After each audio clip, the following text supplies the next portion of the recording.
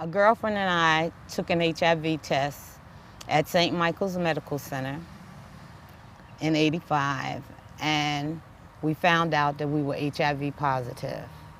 And I thought that I was going to die instantly, and no one told me different, so I continued to get high. That's why I didn't stop and get clean until '87.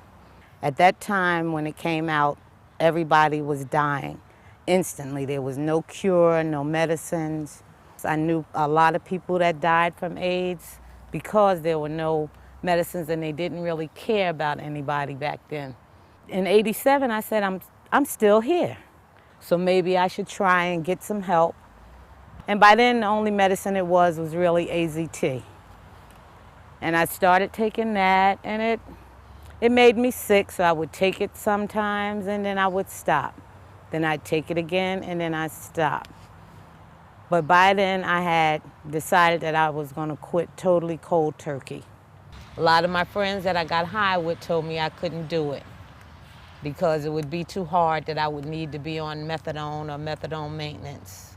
And my girlfriend eventually died because she never stopped. Her death hurt a lot because when I stopped, I tried to talk her into stopping, and by then she just didn't care anymore. And it hurt me a lot when she died. And that even made me stronger to just be determined that I wasn't going to shoot drugs anymore. This is where I lived from 1971 to 1991.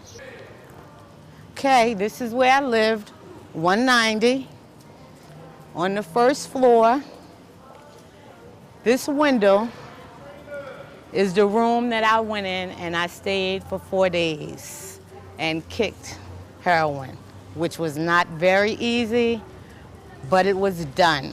And I have never gone back to shooting drugs again, and that was in April of 1987. This is one of my son's best friends. His name is 2-1. I've told him about condoms. Yeah.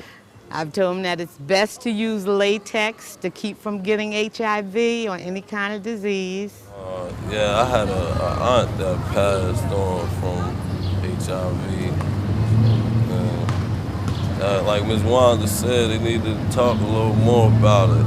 Because it's like, it's really not, they talk about it, but it's not really reaching, like, I guess, people until it really hit, like, their family or something like that. I knew his aunt well, and that was very painful to watch her die from that, from HIV.